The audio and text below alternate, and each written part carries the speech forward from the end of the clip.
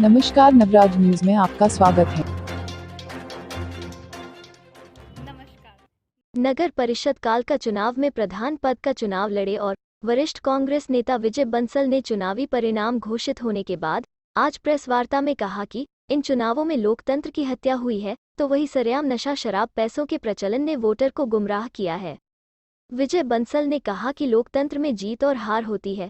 उन्होंने हमेशा सच और विकास की लड़ाई लड़ी है, जिसे वह जारी रखेंगे। जैसे अवैध कॉलोनी है, वहाँ पीने के पानी की दिक्कत है, सीवरेज की दिक्कत है, लाइट्स की दिक्कत है, डंपिंग ग्राउंड नहीं है। बहुत जब जो मूल सुविधा है उससे अभी भी हमारे लोग वंचित हैं। हम उस एरिए के उस साल से चुनाव को हमने चलाया था, पर इन लोगों ने जो कालकम को आज एक बकाऊ एरिए के नाम पे लोगों के मान सम्मान खरीदा। आज लोगों के घरों में FIRs, मैं तो तथ्य के आधार पर बात कर रहा हूँ, ये FIRs में कौन है, किसके सपोर्ट रहे हैं। सरेआम पकड़े गए लोग, कितनी शराब के साथ पकड़े गए, कितना नशा बांटते पकड़े गए, कितना पैसा इन्होंने बांटा, कितना लोकतंत्र की हत्या की। एक MLA साहब की लीडरशिप में ये काम हो रहा है। पवन कुमारी कौन है, किसकी कैंडिडेट है, उनके जो लोग पकड़े गए हैं कौन है वो, FIR के अंदर इनको डिनाई करेंगे किसके हैं। क्या मैसेज आता है ऐसे लोगों में। एक कांग्रेस पार्टी एक बहुत अच्छी स्थिति में थी। कांग्रेस का हमेशा ये उद्देश्य रहा है कि हमने नशा मुक्त करना है, एक स्वस्थ लोकतंत्र को हमने बढ़ावा देना। अब ये लोग जो टीम आई है, ये पहले 8 दिन पहले आए, कांग्रेस ने गले लगाया, हम लोगों ने मदद की। मैं भी कैंडिडेट था, फिर तो चंद्रमोहन जी भी पैनल में नाम था, मेरा पैनल में नाम था, तो ऑन द रिकॉर्ड बात था, तो हम भी कह लेते पर्ची वालों। हमने इनके लिए काम किया। कॉर्पोरेशन इलेक्शन हुआ, वहाँ काम किया। जब इनका केस का हुआ तब हमने इनका साथ दिया। आप सबके सबूत है, हमेशा हम इनके साथ हमेशा कहते रहते हैं कि कांग्रेस के विधानसभा में मुद्दे उठाएं, हम लिख से भी देते हैं। कोई भी यहाँ होता है, कोई उद्घाटन करता है नेता, हम उसके बारे में कहते हैं। ये नहीं बोल पाते, हम तो बिना MLA के भी लोगों की समस्या के समाधान कराते हैं। उससे पार्टी को डायरेक्ट इंटरेक्ट फायदा होता। पीछे हमने HMT का आंदोलन किया और आंदोलन किए। 5 साल कौन लड़ा BJP के खिलाफ, उसकी जन विरोधी नीति के खिलाफ कौन लड़ा, विजय बंसल लड़ा। विजय बंसल की टीम लड़ी, जिसका कांग्रेस को डायरेक्ट इंटरेक्ट बेनिफिट हुआ। ये लोग तो बाद में आए, हम लोग तो उस टाइम जो आज ये कह रहे हैं, ये लोग हमारे खिलाफ खड़े होते थे। जब फैक्ट्री बंद की बात होती है, यही पवना कुमारी महिला मोर्चे की उस टाइम कार्यकारिणी की मेंबर थी। ये वो लोग हैं। आज वो लोग जो वर्कर है कांग्रेस से जुड़ा है, उसको इग्नोर कर दिया, घर बैठ गया होगा। आज भी क्या है, उनको B टीम में गिना जाता है। हमने उन लोगों को बचाने के लिए बड़ा स्वस्थ तरीके से चुनाव लड़ा। मैंने हाईकमान को भी लिखा।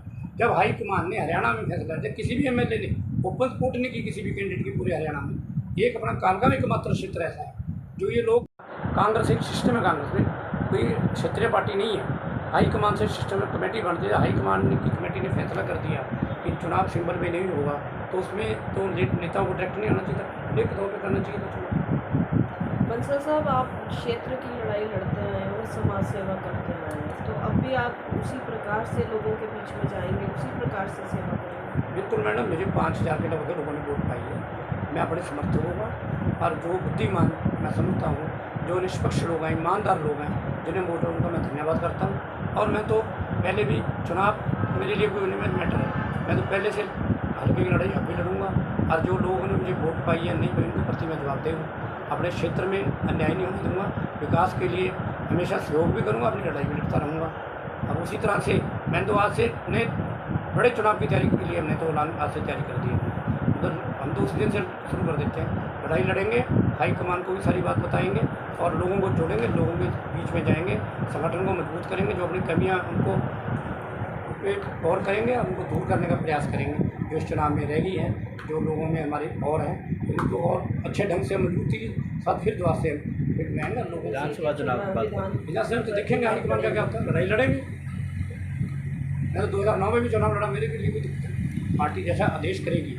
पर अब यह कि जो हमारे पुराने कार्यकर्ता है कांग्रेस के, उनके स्वाभिमान के साथ खिलवाड़ नहीं होने देंगे, नए लोगों को पार्टी से जोड़ेंगे और नशे के और अवैध माइनिंग के, अवैध कब्जों के खिलाफ हम लड़ते रहेंगे। जैसे मेरे बेटे ने बताया, सड़क से हाई कोर्ट तक अब गवर्नमेंट के हम पीछे मंत्री को भी मिले और भी लड़ाई लड़ेंगे, नशे के लिए लड़ेंगे। बेशक हमें नुकसान हुआ इसका, कई लोग कहते हैं कि चुनाव में हमें कोई दिक्कत नहीं, हम अपने सिद्धांतों पर रहेंगे। दीपांशु बंसल ने कहा कि नशा कारोबार को बढ़ाने वाले और इलाके को बिकाऊ बनाने वाले लोगों का साथ प्रदीप चौधरी ने दिया, जिसका खामियाजा उन्हें आगामी चुनावों में भुगतना पड़ेगा।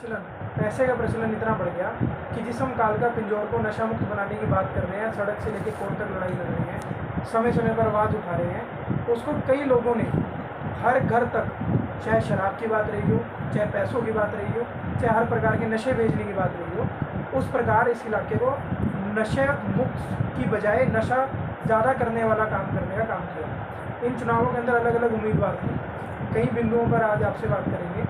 सबसे पहला बिंदु जो रहा है वो ये है कि कांग्रेस ने इन चुनावों को बिना सिंबल पर लड़ने का ऐलान किया। पूरे हरियाणा में कांग्रेस ने बिना सिंबल के चुनाव लड़ा, पर लेकिन कालका में कांग्रेस विधायक प्रदीप चौधरी जी ने निजी हितों को पूरा करने की लालसा में एक ऐसे प्रत्याशी का समर्थन किया जिसका खुलासा इस FIR तक में हो गया कि जो उनका समर्थित उम्मीदवार था पवन कुमारी जी और उनके समर्थक, उनके द्वारा कालका में और पिंजौर में जगह जगह शराब लोगों के घरों तक, युवाओं को, हमारे भाइयों को बिगाड़ने के लिए और कालका को बिकाऊ का तगमा देने के लिए वो शराब लोगों के घरों तक पहुँचाई गई। वहीं दूसरी तरफ भारतीय जनता पार्टी की बात रही हो, पोलिंग डे रहा हो या उसके बीच में चुनावों की बात रही हो, लोकतंत्र की सरेआम हत्या की गई। उम्मीदवारों को, चाहे विजय बंसल जी अन्य उम्मीदवारों, उनको पोलिंग बूथ के अंदर तक जाने की अनुमति नहीं दी गई, पर लेकिन भारतीय जनता पार्टी के शीर्ष नेता पोलिंग बूथों के अंदर भी गए और लोगों को, वोटर्स को गुमराह करने का भी काम किया गया। एक वीडियो भी हमारे सामने आई, ऐसे कई और अन्य जगह से हमें पता लगा कि जो वोटर विजय बंसल जी को वोट डालने जा रहा था, उस वोटर को रोकते हुए बीजेपी की वोट और अन्य उम्मीदवारों को वोट अंदर जो उनके पोलिंग एजेंट से उन्होंने डालने का काम किया। पर लेकिन जो आज के समय में प्रमुख मुद्दा है, वो मुद्दा ये है कि कांग्रेस ने जब सिंबल पर चुनाव नहीं लड़ा, कालका में मीटिंग हुई और विधायक जी हर बार ये दुहाई देते हैं कि वहाँ पर पर्ची डालने की बात हुई। मैं भी उस मीटिंग में था, विजय बंसल जी भी उस मीटिंग में थे, अन्य लोग भी उस मीटिंग में थे।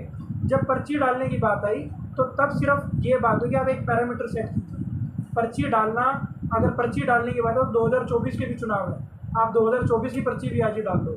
19 में यहाँ पे सबने त्याग दिया, विजय बंसल जी ने त्याग दिया, आपका साथ दिया। पर्ची डालना कोई पैरामीटर नहीं है, आप पैरामीटर सेट कीजिए, किन पैरामीटर्स पे किस कैंडिडेट को टिकट दी जानी चाहिए। उन्होंने उन सभी बातों को डिनाई करते हुए वहाँ पर ये कहा कि मैं इन चुनावों से बाहर हूँ, जिन लोगों ने चुनाव लड़ना वो चुनाव लड़िए। और उसके बाद 12 तारीख को हमें नहीं मालूम, लोग अलग अलग बातें कर रहे हैं, पर लेकिन उनकी निजी हित, पर लेकिन उसके बावजूद जो कालका के अंदर राजनीतिक समीकरण कांग्रेस के पक्ष में थे, भारतीय जनता पार्टी के खिलाफ थे, प्रदेश सरकार की जन विरोधी नीतियों के खिलाफ थे, वो प्रदीप चौधरी जी की वजह से उन्होंने कांग्रेस को हराया। और जो कार्यकर्ता थे उनके मनोबल को गिराते हुए अलग अलग वोट्स के अंदर जो एक राजनीतिक समीकरण था उनके विरुद्ध जाकर उन्होंने काम किया।